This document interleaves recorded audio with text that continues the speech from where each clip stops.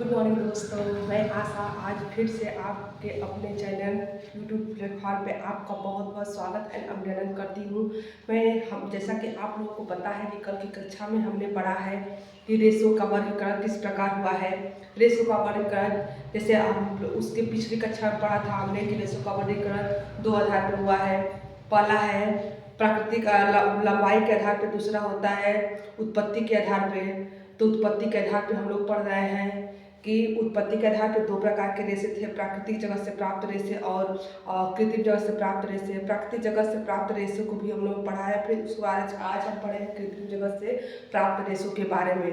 ठीक है, तो चलिए आज हम पढ़ते हैं कृत्रिम जगत से प्राप्त रेशों के बारे में कि कृत्रिम जगत से प्राप्त रेशे कौन कौन से हैं, कृत्रिम जगत से प्राप्त रेशे कितने प्रकार के होते हैं, उसके बारे में आज हम पढ़ेंगे। कृत्रिम रेशा पहले आप लोग देख लीजिए। कृत्रिम रेशा को दो भागों में बांटा गया है, मानव निर्मित रेशा और रासायनिक रेशा। मानव निर्मित रेशा जैसे कि मानव के द्वारा जो बनाए गए रेशे होते हैं, जैसे कि रेयान हो गया, नाइट्रोसेलुलोज हो गया और भी ऐसे रेशे हैं। फिर उसके बाद में इसमें आता है रासायनिक रेशों में नायलॉन, पॉलिस्टर, एक्रिलिक, ये सब आते हैं रासायनिक रेशों में। तो चलिए नायलॉन रेशो कृत्रिम रेशों के प्रकार पढ़ते हैं। कृत्रिम रेशों में आते हैं दो प्रकार के होते हैं। ये मानव निर्मित रेशा वाला हो गया, मानव निर्मित रेशा, मानव निर्मित रेशा। दूसरा है रासायनिक रेशा, जिसमें पूरा 100% रसायनों का प्रयोग किया जाता है। रासायनिक रेशा। ये रासायनिक रेशे इस प्रकार रेशे होते हैं जिसमें पूरे 100% पूरा 100% इसमें जो है केमिकल मिला होता है, जबकि मानव निर्मित रेशों में 100 में से 50% सेलुलोज जगत का होता है रेशा था, 50% हम लोग का केमिकल मिला होता है। ठीक है, देखिए मानव निर्मित में जैसे आता है, ये होते हैं मानव के द्वारा बनाए गए रेशे, मानव द्वारा बनाए गए रेशे।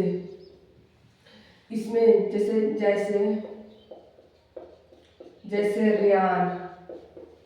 रेयान हुआ, इसमें जो है 50% सेलुलोज होता है, 50% सेलुलोज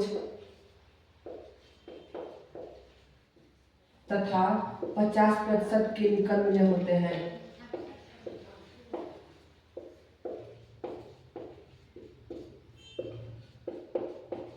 केमिकल मिला होता है। रेयान जो डिजेनरेटेड फाइबर है, रेयान एक प्रकार का डिजेनरेटेड फाइबर है। रेयान एक प्रकार का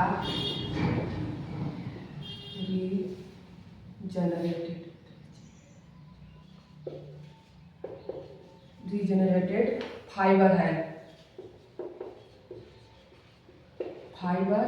है। रिजेनरेटेड मतलब होता है पुनः निर्मित रेशा, पुनः निर्मित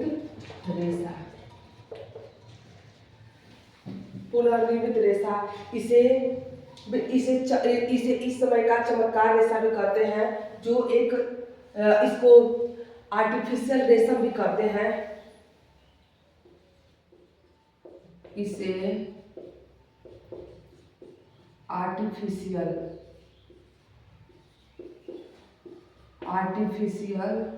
रेशम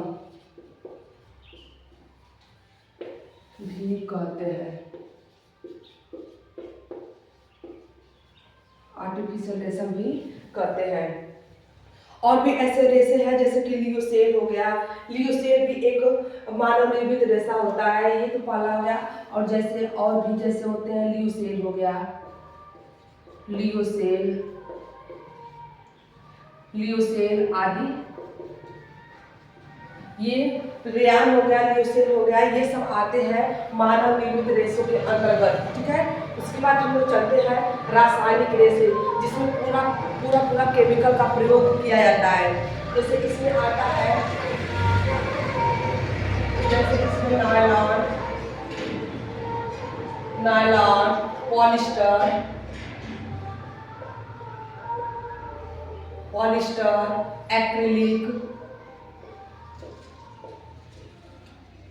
ये सब होते हैं रासायनिक रेसे, जो जिसमें पूरे के पूरे क्या होते हैं, केमिकल मिले होते हैं, जो केमिकल के द्वारा बनाए जाते हैं। ठीक है, इसके बारे में चलिए। नायलॉन, नायलॉन के बारे में हम लोग जानते हैं।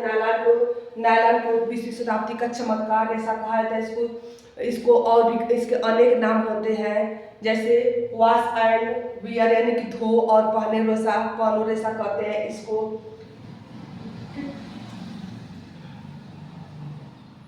अब चलिए, अब इतना हम लोग पढ़ लिए मानव निर्मित रेशा, जैसे कि कृत्रिम आपने पढ़ा है। कृत्रिम रेशे दो प्रकार के होते हैं, मानव निर्मित रेशा और रासायनिक रेशा। मानव द्वारा बनाए गए रेशे को मानव निर्मित रेशा कहते हैं। ये रेशम जैसे कि इसमें आते हैं रेयान में जैसे 50% जो है सेलुलोज मिला होता है, 50% केमिकल मिले होते हैं। रेयान एक प्रकार का रिजनेटेड फाइबर होता है। रिजनेटेड मतलब होता है पुनः निर्मित फाइबर या रेशा। इसे आर्टिफिशियल रेशम भी कहते हैं। इसमें इसके अंतर्गत मानव निर्मित रेशों के अंतर्गत एक और भी रेशा आता है जिसे कि लियोसेल कहते हैं। वैसे ही रासायनिक रेशा है। रासायनिक रेशा के अंतर्गत नायलॉन, पॉलिस्टर और एक्रिलिक आता है। नायलॉन को हम लोग कहते हैं धो और पहनो रेशा, इसके नाम से जानते हैं। और पॉलिस्टर हो गया। अब आते हैं, हम लोग पढ़ते हैं लंबाई के आधार पर रेशों के प्रकार।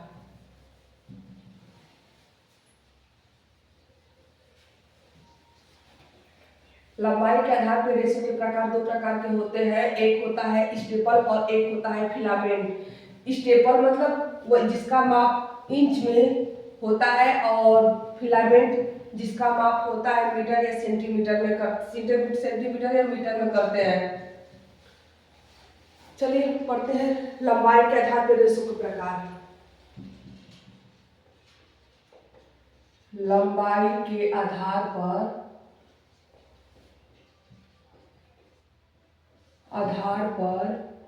रेशों के प्रकार।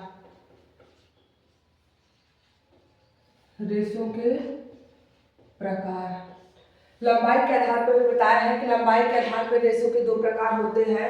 पहला होता है फिलामेंट, दूसरा होता है स्टेपल। पहला होता है फिलामेंट, दूसरा होता है स्टेपल।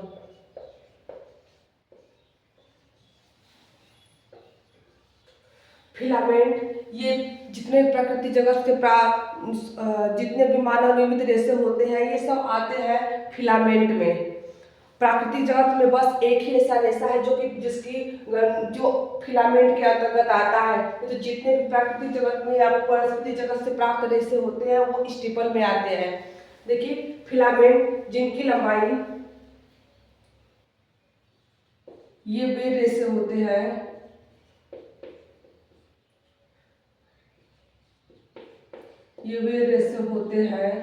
जिनकी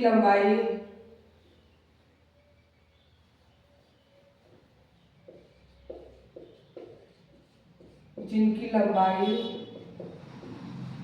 मीटर या सेंटीमीटर में मापते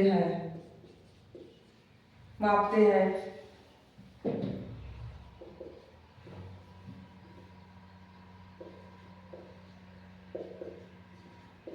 मानव निर्मित सभी रेशे फिलामेंट होते हैं।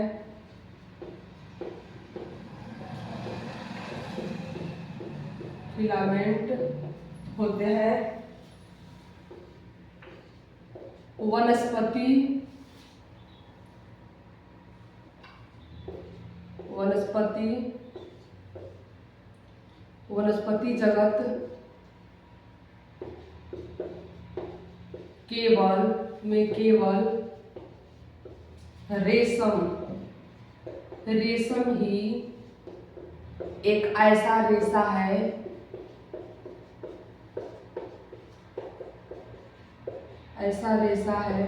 जो फिलामेंट है।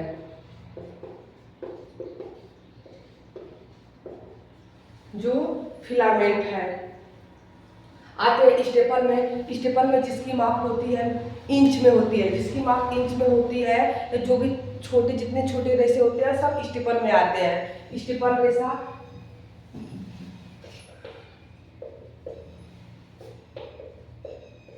इसके अंतर्गत देखिए ये वे रेसे होते हैं, ये वे रेसे होते हैं जिनकी लंबाई इंच में होती है, इंच में मापी जाती है।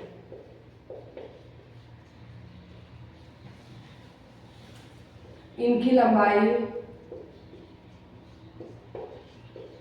1 इंच या 1 इंच या 1 इंच तक होती है, हाफ या 1 इंच तक होती है। इससे भी अधिक बहुत होता है 15 या 18 इंच तक होता है मैक्सिमम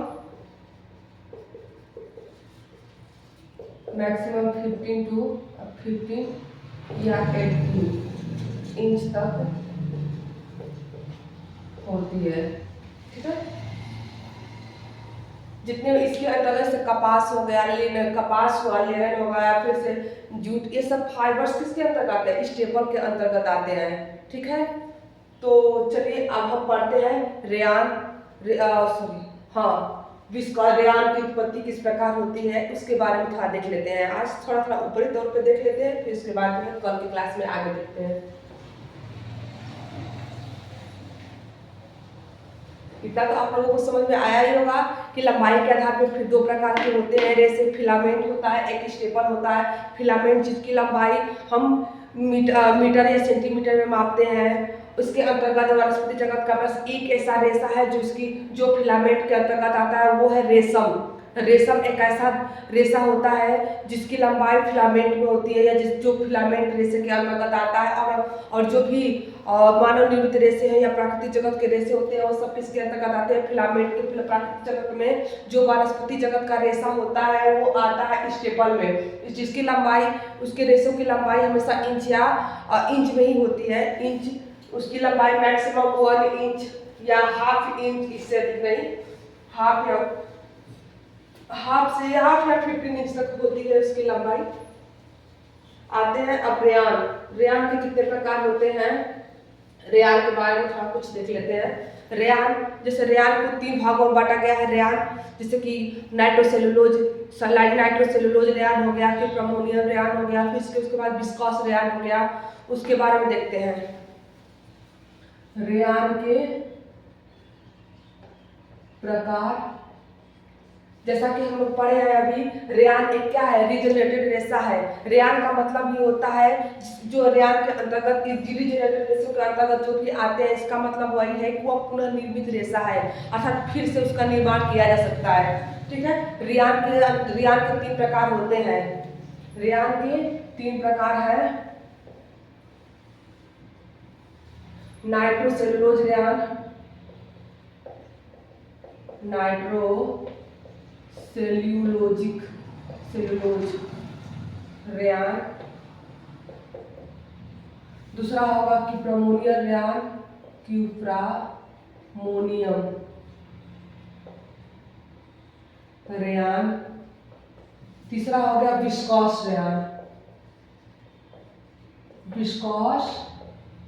रेयान, जो इस समय प्रचलित है, यही रेयान होता है जो हम लोग पहनते हैं। ठीक है, नाइट्रोसेलुलोजिक रेयान, इसका आविष्कार हुआ था 1884 ईस्वी में इसका आविष्कार हुआ था। देख लो, इसकी खोज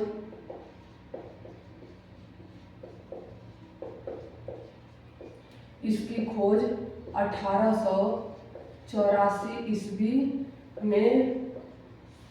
खोजकर्ता कौन है? एडमर्स है। खोजकर्ता इसके कौन है? एडमर्स। इसकी खोज 1884 ईस्वी में जॉर्ज एडमर्स ने की थी। जॉर्ज एडमर्स ने की थी। ये इसकी कमियां थी, ये बहुत ही खर्चीला था, महंगा था, इसलिए ये ज्यादा दिन तक चल नहीं पाया। कमी,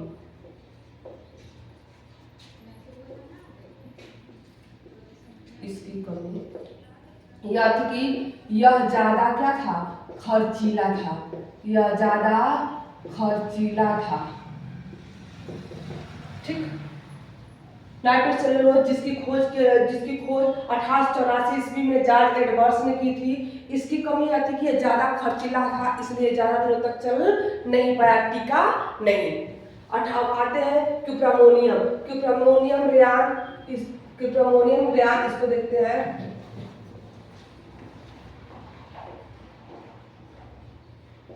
इसकी खोज 1890 ईस्वी में LH डेसपीसीज ने की थी। डेसपीसीज ने की थी। ठीक है। इसकी खोज 1890 ईस्वी में डेसपीसीज ने की थी। ये भी ऐसा रेशा था, इसमें अमोनिया का, इसको बनाने के लिए अमोनिया का प्रयोग होता था। या फिर लिख दो, इसको बनाने में अमोनिया का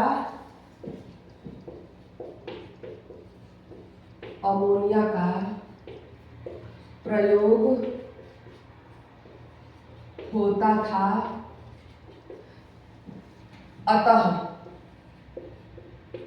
अतः अमोनिया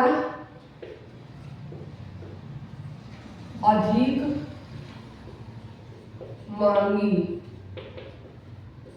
महंगी होने के कारण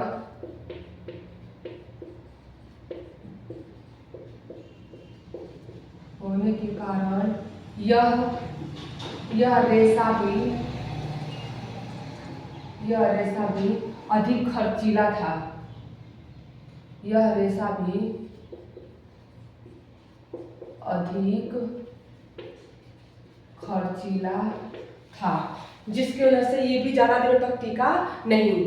क्यूप्रामोनियम जैसे कि हम लोग पढ़े हैं, नाइट्रोसेलुलोज की खोज होती है 1884 ईस्वी में जॉर्ज एडवर्ड्स के द्वारा किया गया था। इसकी कमी यह थी कि ज्यादा खर्चीला था, इसलिए यह मार्केट में ज्यादा दिनों तक टिक नहीं पाया। वैसे दूसरा आता है, उसके बाद यह आता है क्यूप्रामोनियम की खोज 1890 ईस्वी में हुई थी। 1890 ईस्वी में LH डेसपीसीज के द्वारा की गई थी। इसको भी बनाने में अमोनिया का प्रयोग होता है। इसको बनाने में अमोनिया का प्रयोग हो रहा था। अमोनिया भी ज्यादा मतलब आसानी से नहीं मिल पा रही थी, उसमें ज्यादा महंगा था, जिसकी वजह से ये भी रेशा क्या था, खर्चीला हो गया था, जिसकी वजह से ये भी ज्यादा देर तक टिका नहीं। अब आते हैं विस्कॉस रेयान। विस्कॉस रेयान कहाँ लिखे हैं, यहाँ पे विस्कॉस रेयान देखिए। विस्कॉस रेयान इसकी खोज होती है 1892 ईस्वी में। इसकी खोज 1892 ईस्वी में होती है। अब देखिए क्या होता है इसमें। विस्कॉस रेयान इसकी खोज 1892 ईस्वी में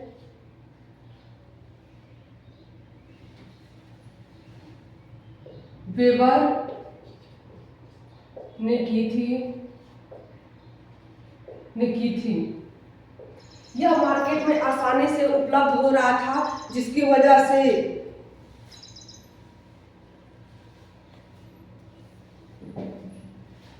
विस्कॉस रेयान इसकी खोज 1892 ईस्वी में वेबर ने की थी। सॉरी कुछ गलत हो गया, एक मिनट।